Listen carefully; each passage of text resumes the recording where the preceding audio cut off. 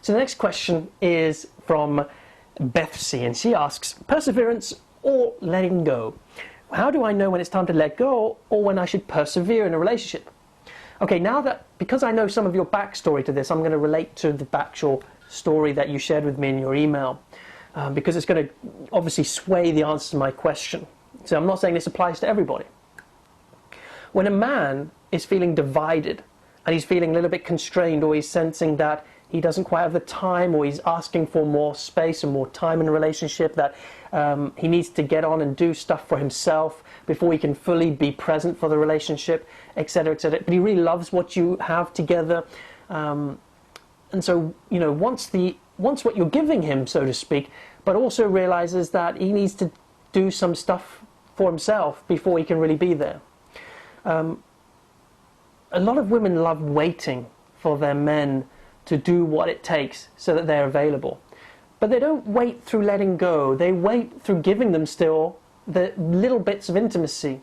For example, a woman may have an affair with a man, and the man may promise to leave his wife for her, but ends up never leaving the wife because of the fact that while he's getting what he needs from the woman the woman who's in the affair, as long as he's getting his needs met, he doesn't really need to.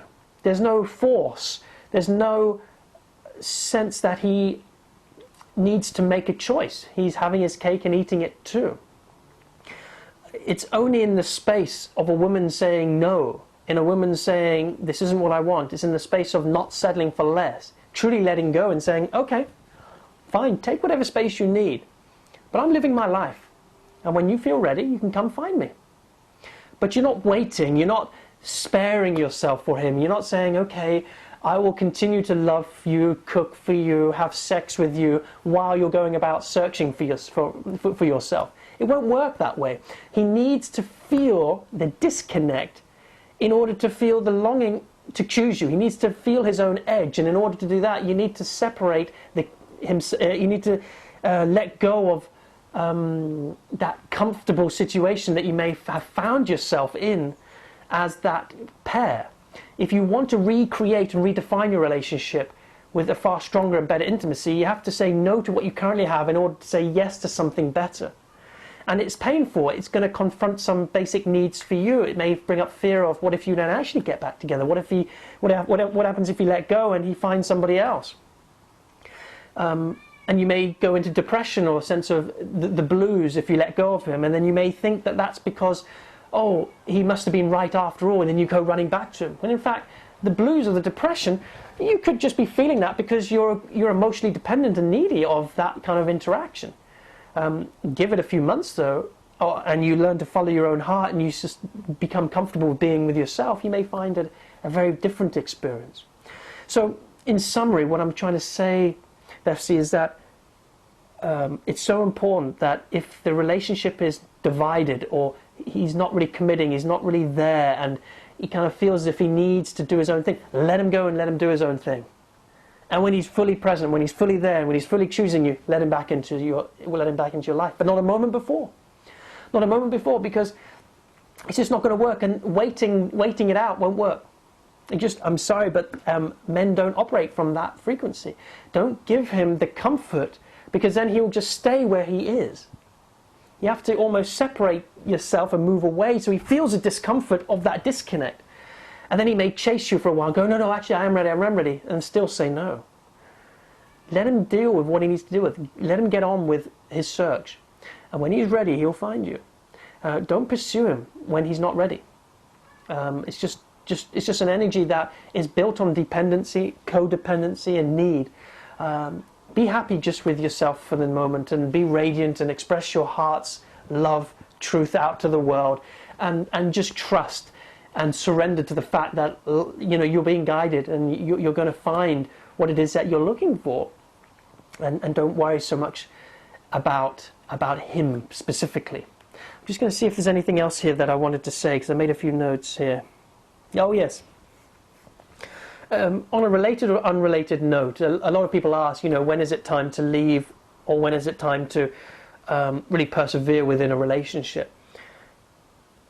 You know when it's time to go when your relationship really did end through love, when your relationship comes to an end, and in your parting, you feel like you're mourning. It feels like you're grieving because it feels like the person you're in love with has died, that some part has died. That means that there's actually a completion. You are complete with that relationship.